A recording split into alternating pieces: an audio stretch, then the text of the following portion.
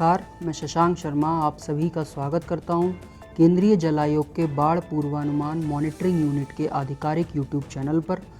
आज दिनांक 24 अगस्त 2025 को हम देश में मौजूदा बाढ़ की स्थिति और केंद्रीय जल आयोग द्वारा जारी की गई महत्वपूर्ण जानकारियों पर चर्चा करेंगे।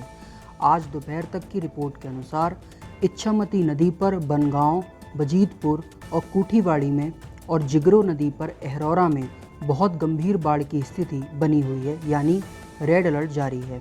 इसके अलावा उत्तर प्रदेश, बिहार, झारखंड, पश्चिम बंगाल, मध्य प्रदेश, महाराष्ट्र, कर्नाटक, उड़ीसा और राजस्थान में भी कई जगहों पर नदियां खतरे के निशान से ऊपर बह रही हैं और गंभीर बाढ़ की स्थिति है।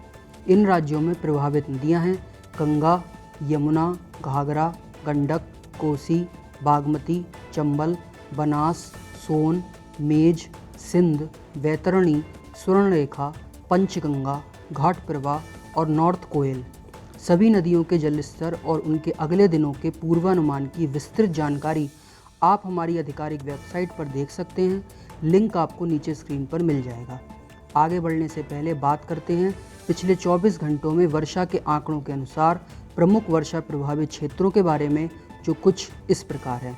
पूर्वी राजस्थान के उत्तरी हिस्से और उससे लगे उत्तर मध्य प्रदेश के इलाके तथा पूर्वी मध्य प्रदेश के उत्तरी हिस्से और उससे लगे दक्षिण पूर्व उत्तर प्रदेश के इलाके। आइए उत्तर प्रदेश से शुरुआत करते हैं। चंबल और सिंध नदियों से बनी बाढ़ की लहर अगले 2-3 दिनों में आगे बढ़कर यमुना नदी में पहुंचेगी। इससे यमुना नदी का जल स्तर बहुत बढ़ सकता है और सामान्य से ज़्यादा और गंभीर बाढ़ की स्थिति बनने की आशंका है। इसका सबसे ज़्यादा असर इटावा, जालौन, औरैया, कानपुर और हमीरपुर जिलों में होगा। राजस्थान की तरफ चलते हैं। उत्तर पूर्व मध्य प्रदेश और आसपास के क्षेत्रों में बने ऊपरी हवा के चक्रवात के असर से राजस्थान में अगले 24 घंटों तक बहुत भारी से अत्यधिक भारी बारिश होने की संभावना है। इसके कारण मेज, पार्वती, गंभीरी, बनास, काली सिंध और अन्य सहायक नदियों में पानी का स्तर बढ़ता रहेगा और सामान्य से अधिक से लेकर गंभीर बाढ़ की स्थिति बनी रहेगी। इसका असर मुख्य रूप से राजसमंद, टोंक, चित्तौड़गढ़, भीलवाड़ा, बूंदी, कोटा और सवाई माधोपुर जिलों में होगा।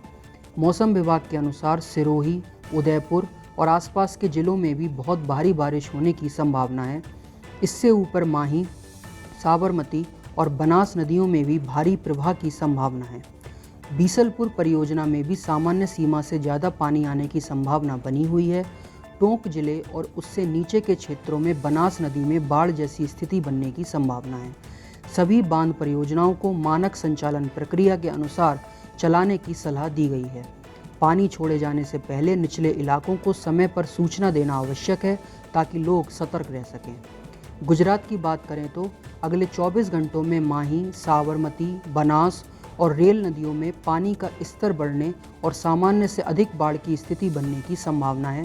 साथ ही धरोई, दांतेवाड़ा, कडाना, उकाई और सरदार सरोवर परियोजनाओं में भी सामान्य से ज़्यादा पानी आने की संभावना है।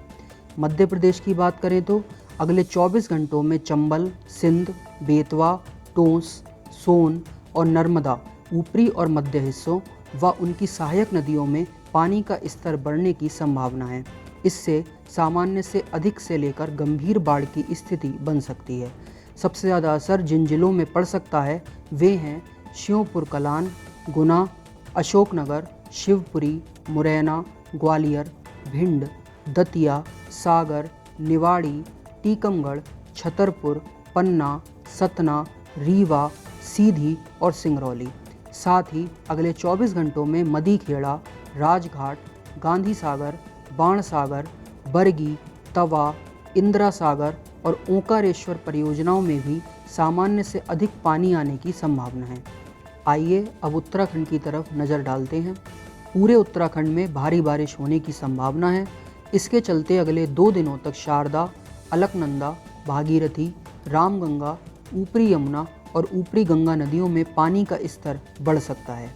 इससे कई जगहों पर सामान्य से अधिक बाढ़ की स्थिति बन सकती है। जम्मू कश्मीर पर नज़र डालते हैं। अगले 24 घंटों में झेलम, चिनाब और उनकी सहायक नदियों में अचानक पानी का स्तर बढ़ सकता है। इससे सामान्य से अधिक बाढ़ की स्थिति बनने की संभावना है।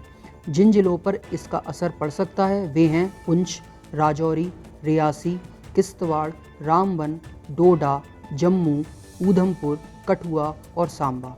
सूचित रहें, सुरक्षित रहें और हम आपको अगले बुलेटिन में मिलेंगे। तब तक के लिए धन्यवाद।